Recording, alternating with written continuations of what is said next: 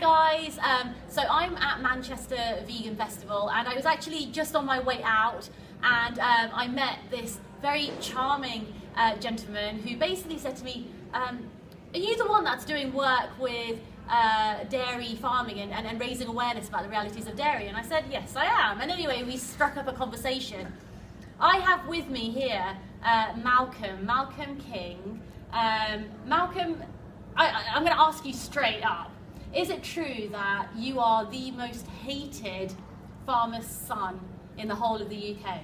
Well, I was pretty well hated before one of my songs. We secretly filmed it on a ranch in Southern California. Okay. And it stood at around 10,000 on YouTube. Okay. But somebody, I don't even know who it is to thank, but they, on Monday last February, on the 23rd or whatever, put it across onto Facebook. Yeah.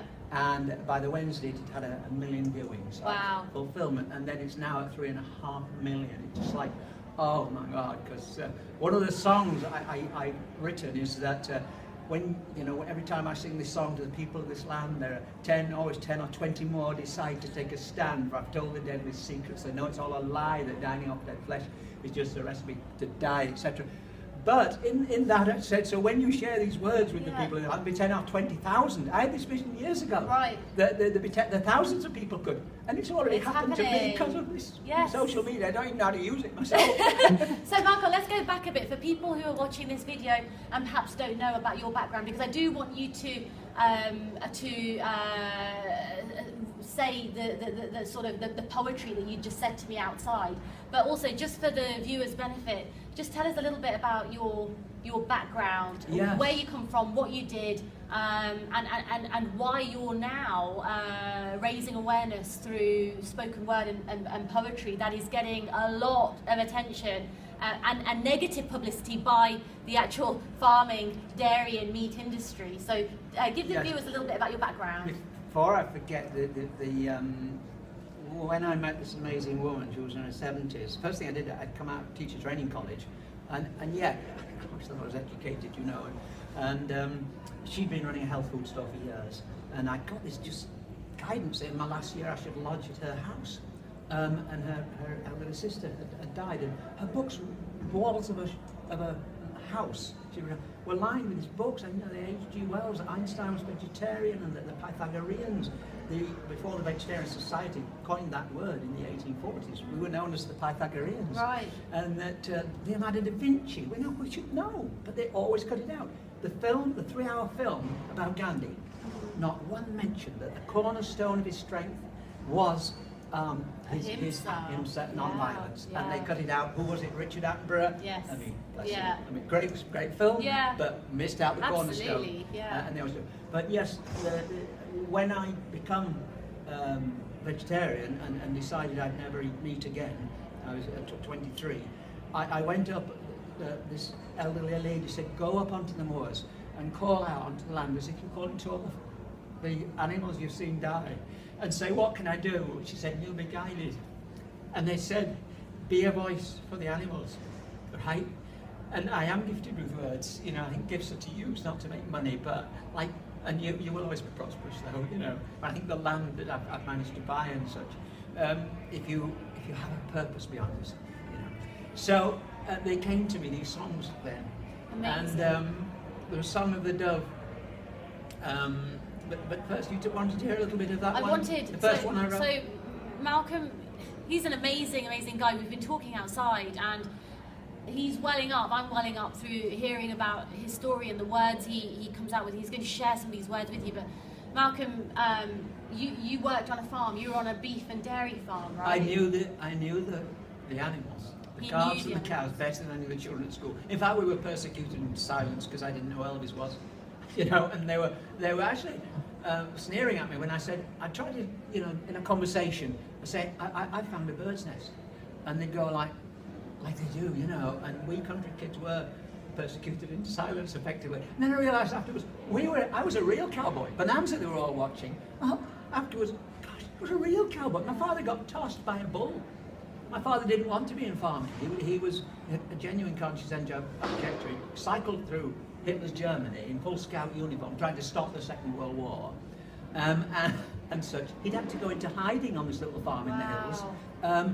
And they thought that they were German spies, because my father Wow. spoke BBC English. He'd trained himself to do that. My mother was from Cheltenham Ladies College. So that's how your So I had dad... this amazing childhood with no electricity, Wow. like top in English and all sorts of stuff, because I was reading by candlelight Wow. and everything. But yeah, I saw all this something. What were some of your experiences on this particular farm? Well, I was saying about the calves. Yeah, thank you. Whenever we separated, we have to separate. I carried the little calves from the field in the morning sometimes in winter time, and always had to leave. A cow will kill, the most gentle of animals, is separating the calf from the cow. So we had to take her to the stall, and they're always just tied to keep them from going out and following the calf, of course. And then the calf was put at the other end of the building, and I would hear them for 3 days and nights. Because if it's winter time, they're in all the time, of course, with a little bit of grazing. But 3 days and nights calling to each other, bellowing for each until other. they gave up, and the poor mother wouldn't know whether the calf was dead or not. And the reason for the calf-cow separation? Well, of course, it's so that we can sell their milk.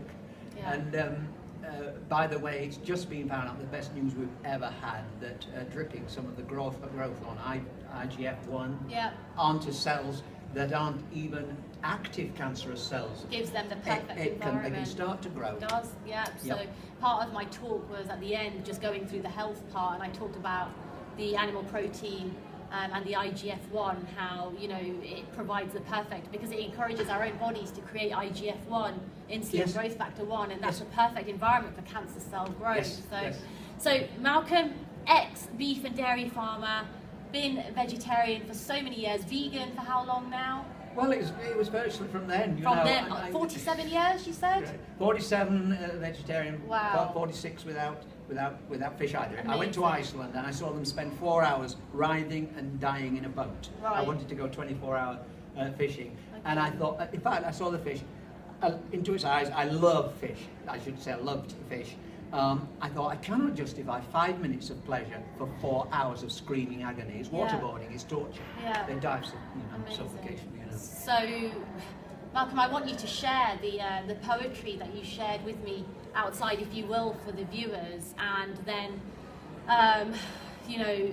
it touched me so much what you said, and the words were so strong. So I'd love for you to be able to share that with the others. Yeah, well, one of the things I had was terrible depressions, and I think this is one of the things that you sort of empathise with. Some people empathise more. They say we've got a skin missing as such, but with poetry you can get across to things to people that immediately they feel it. But it was one of the songs. The first song, as I say, that came to me was "These thoughts weigh heavy on my mind, of all the deeds of mankind, of how we treat these creatures small, take calf from cow in darkened stall. And did you see that spring-born lamb, no gentler creature in all the land, now hung on hooks in Butcher's Street, then bodies cooked for Sunday treat?